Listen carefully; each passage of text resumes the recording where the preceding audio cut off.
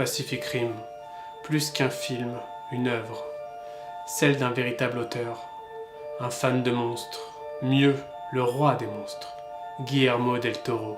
Il y a tellement à dire sur Pacific Rim, son univers riche, ses effets spéciaux à couper le souffle, son ambiance de fin du monde, la puissance que l'on ressent lors d'un combat qui oppose un Jaeger et un Kaiju, cette force transmise par le montage, des yeux au dos, des oreilles au cœur, et même de la peau frémissante d'excitation, au cerveau libérant des endorphines. Un chef-d'œuvre des sens. Alors, quand 5 ans plus tard sort une suite, une attente naturelle se développe, un espoir né d'un souvenir presque palpable. Ces images, ce son, une vision émerge, celle d'une suite parfaite. Les scènes se développent toutes seules dans l'esprit. Elles grandissent, comme une fleur, elles poussent, jour après jour, jusqu'à l'éclosion. Et finalement, le film sort. Vous le regardez, vous assimilez ce qu'il vous offre, vous essayez de le comprendre. Comment? Pourquoi? Et puis, vous prenez une inspiration. Votre avis est fait. Pacific Rim Uprising est sympa sans plus.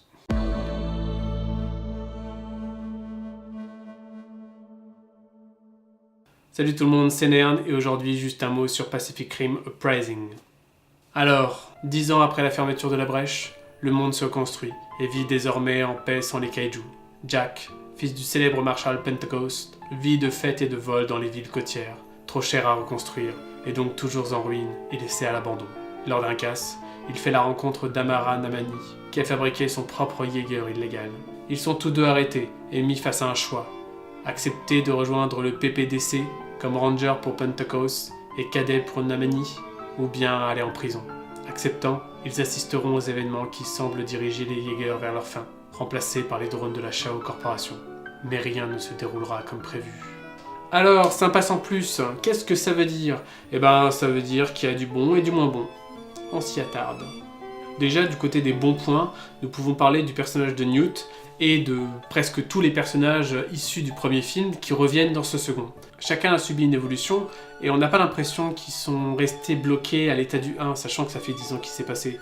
Et c'est très bien, car souvent il y a cette erreur qui est faite de placer le héros, ou du moins les protagonistes des premiers opus, dans un état de pause comme à la retraite, et de les faire réintégrer un film dans la partie 2, sans aucun changement véritable en eux, en oubliant que les fleurs ont changé et que le temps d'avant, c'était le temps d'avant. Alors là, on a une bonne évolution donc, du personnage de Newt en particulier, que j'ai particulièrement apprécié, qui a toujours cette exubérance, mais mis un peu plus en retrait dû à l'âge, avec une sorte de retenue, je dirais, par rapport au premier qui ne l'avait pas. Son collègue aussi, avec qui il avait fait le dérive, qui a pris justement un peu plus d'exubérance par rapport à ce qu'il était dans le 1, qui a bien évolué, qui a changé, qui est moins dans la retenue. Pareil, le personnage de Mako qui a pris en responsabilité. Ça se ressent bien qu'elle a pris en responsabilité.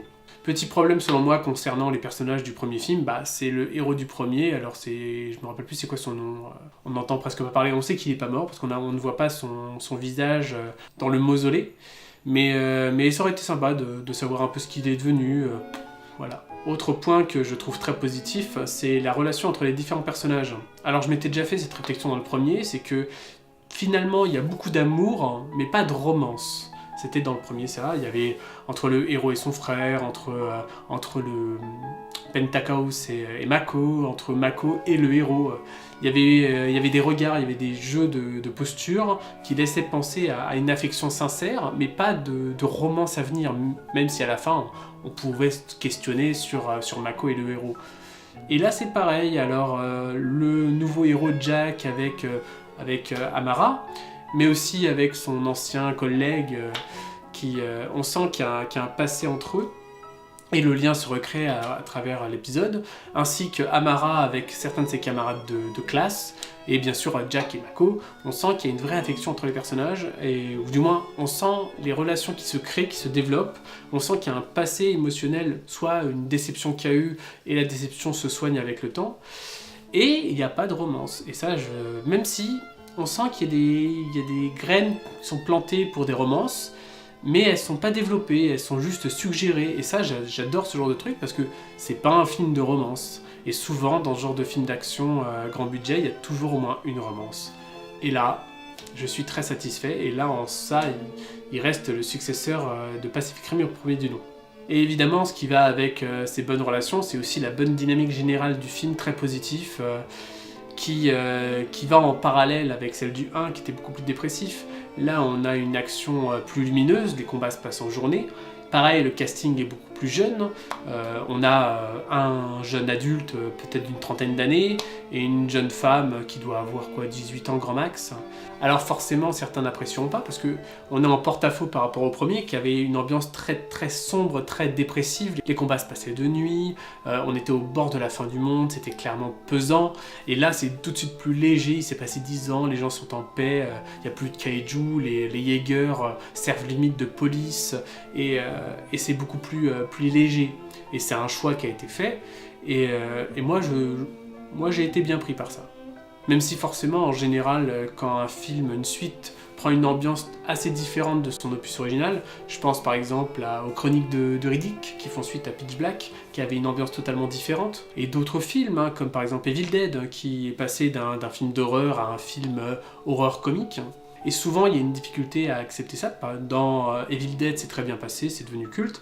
Dans les Chroniques de Riddick, ça a complètement foiré, les gens n'ont pas accroché. Alors que moi, par exemple, j'ai particulièrement aimé ce qui est devenu les Chroniques de Riddick, alors que j'avais également apprécié Pitch Black, et j'ai également apprécié le troisième opus, et j'attends qu'un quatrième sorte. Mais les gens ne s'attendent pas à ça quand ils vont voir une suite, ils s'attendent à retrouver le premier. Et là, forcément, l'ambiance est différente, donc il y a une possibilité de ne pas retrouver ça. Autre point malheureusement négatif, c'est que le film se passe 10 ans plus tard, et c'est clairement expliqué que les bases de Jaeger sont beaucoup plus présentes, il semble y en avoir une petite dizaine sur différentes côtes américaines, asiatiques et océaniennes.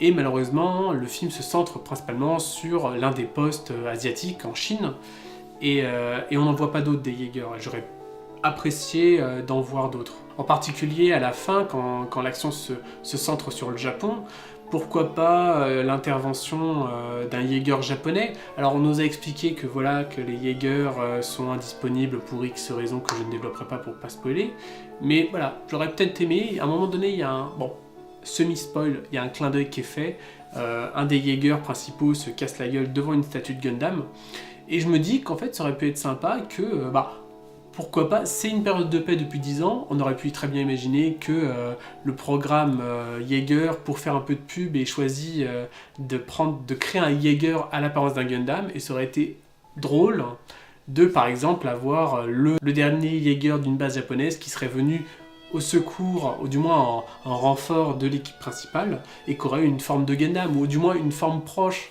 et cela aurait pas forcément retiré quoi que ce soit, et j'aurais trouvé ça plus intéressant. D'ailleurs, toujours dans ce côté un peu négatif, la fin est un peu expédiée, la fin est un peu amenée de façon simpliste, mais ça va en accord avec l'ambiance très légère du film. Le premier n'était pas réaliste, en cela que forcément des robots géants et des kaiju géants, ça ne peut pas exister dans notre monde, parce que voilà, il y a des lois de la physique, mais il essayait de respecter une certaine forme de réalisme, entre guillemets. Et là, on a un côté beaucoup plus d'action, beaucoup plus cartoon, limite plus super-héroïque. Et cette fin est limite un poil trop perché pour moi. J'aurais peut-être préféré quelque chose de moins grandiloquent, de moins too much, je dirais. Et quitte à garder cette idée de chute depuis le ciel, mettre quelque chose d'un peu plus réaliste. Au final, le film a réussi à capter mon attention, et malgré son côté simple, voire simpliste par moments, et je pense que c'était une bonne suite dans une ambiance totalement différente du premier.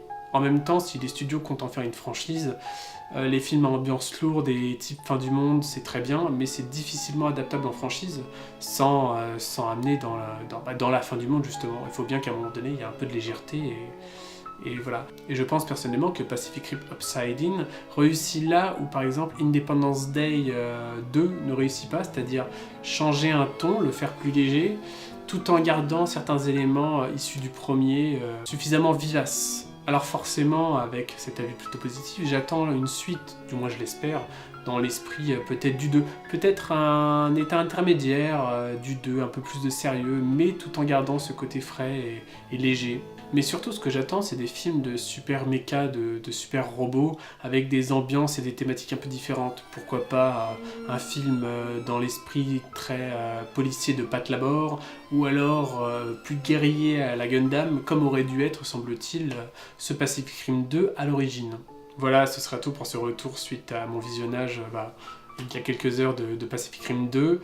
Je vous encourage à aller le voir. Personnellement, j'avais des gros doutes parce que j'avais apprécié énormément le 1 et j'avais peur que le changement de ton soit préjudiciable au film. Finalement, j'ai réussi à me laisser prendre, même si c'est très différent, même s'il aurait pu y avoir un rejet. Moi, personnellement, je l'ai bien accepté, je l'ai bien acquis et j'ai apprécié. J'ai eu des sourires par moments et finalement, même s'il est plus simple, le film reste agréable. Donc voilà, ce sera tout. Je vous invite à vous abonner, à liker, partager, à commenter, à me dire si vous avez apprécié ou pas le film. Sur ce, je vous dis salut. Salut!